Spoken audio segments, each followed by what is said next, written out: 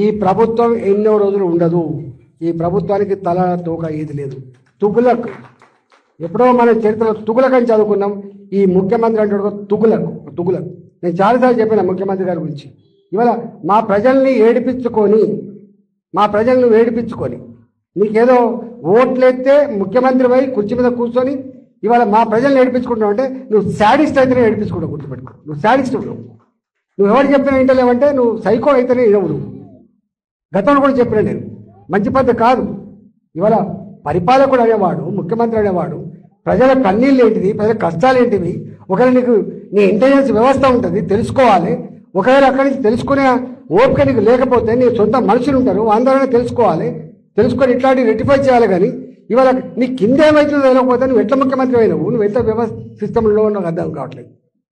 నీవే మున్సిపల్ ముఖ్యమంత్రి, మళ్ళీ అన్ని ఈయనకి జరిగి.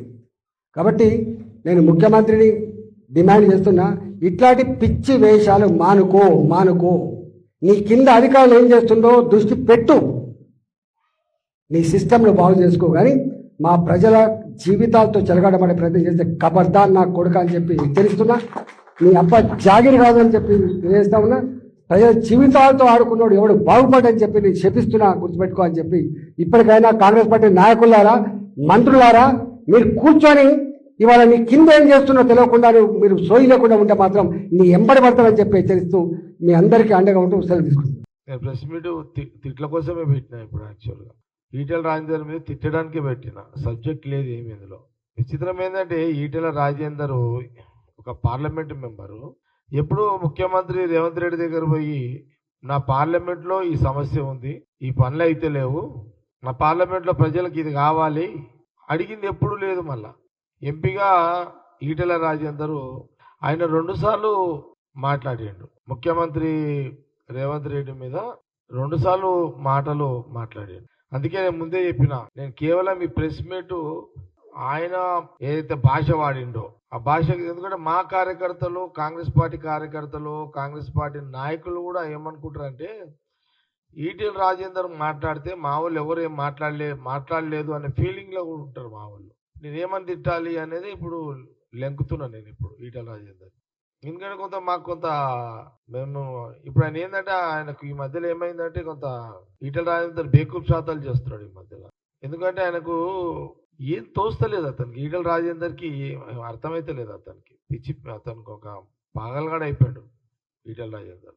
ఎందుకు పాగలగాడైండు ఈటెల రాజేందర్ అంటే బీజేపీలో ఏదో ఎక్స్పెక్టేషన్స్ చాలా ఉన్నట్టున్నాయి ఈయనకి. సెంట్రల్ మినిస్టర్ కావాలను, ఆ పార్టీకి ప్రెసిడెంట్ కావాలను ఎక్స్పెక్టేషన్స్ చాలా ఉన్నాయి. ఎందుకో మరి అలా బీజేపీ సెంట్రల్ పార్టీ ఇంకా ఇప్పటి వరకు ఈటెల రాజేందర్ ఏం చేయలేకపోతున్నది. అంటే 2 రకాలుగా ఉంటుంది. ఒకటేమో అపోజిషన్ పార్టీ ముఖ్యమంత్రిని తిడితే, కాంగ్రెస్ పార్టీ ముఖ్యమంత్రి రేవంత్ రెడ్డిని తిడితే ఆయనకి ఏదైనా పోస్ట్ వస్తుందా అని తిట్టాలి. లేకపోతే ఆయనకి ఏం రాకపోయేసరికి పాగలగాడిగా అయిపోయి ఇట్లా నోటికి ఏది వస్తుంది మాట్లాడుతున్నట్టుగానే కనబడుతున్నది. 2 రకాలు కనబడుతున్నది. నువ్వు 2 సార్లు నోరు దాటినావు ఈటెల రాజేందర్. నా కొడుకు ఏంద్రా అది ఏం మాటలు అవి? ఇప్పుడు నేను అదే జగ్గారెడ్డిగా, నేను కాంగ్రెస్ పార్టీ నాయకుడుగా, నువ్వు ఒక ఎంపీ, ఒక బీజేపీ నాయకుడవు. అందుకే నేను ముందే చాలా క్లియర్గా చెప్పిన, ఈటెల రాజేందర్ సబ్జెక్టు మీదకే ఏం మాట్లాడలే. బగర్ సబ్జెక్టులో నోటికి వచ్చినట్టు సీఎం రేవంత్ రెడ్డి గురించి, కాంగ్రెస్ పార్టీ నాయకుల గురించి మాట్లాడిండు. నేను అదే అంటున్నా, నా కొడుకు ఏంద్రా అది ఏం మాట్లాడరా ఈటెల రాజేందర్? నేను ఎందుకు అంటున్నా ఏంద్రా ఏం మాట్లాడరా అని ఎందుకు అంటున్నా? నువ్వు కూడా స్లిప్ అయి నువ్వు కూడా నోరు జారేసినావు.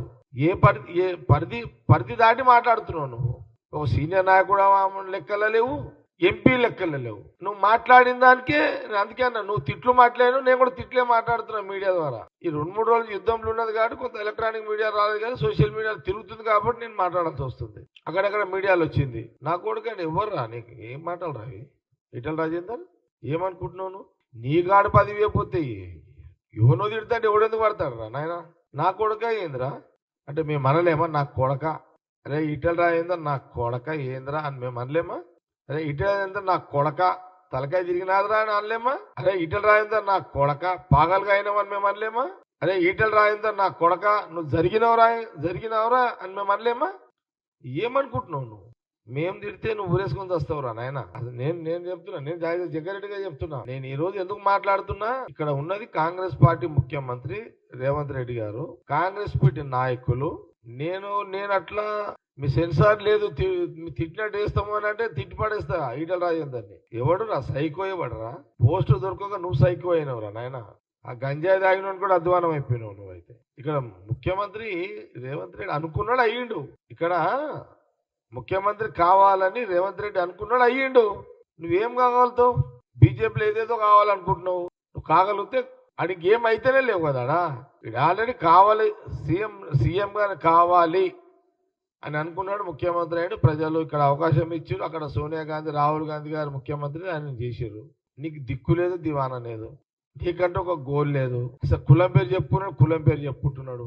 ఆ జీవితంలో ఈటల రాజేందర్ ఏ కులం అనేది అసలు ఎప్పుడు చెప్పుకోలేదు, ఈ మధ్యలో చెప్పుకుంటున్నాడు. నువ్వురా గాండు రాజకీయాలు నువ్వు చేస్తున్నావు. నువ్వు రేవంత్ రెడ్డి గురించి ఏం మాట్లాడుతున్నావు? గాండు రాజకీయాలు నువ్వు చేస్తున్నావు. నీకు బాధ అనిపించదా? నువ్వు ముఖ్యమంత్రి అంటున్నావు, కాంగ్రెస్ పార్టీ కార్యకర్తలు ఫీల్ అవుతున్నారు.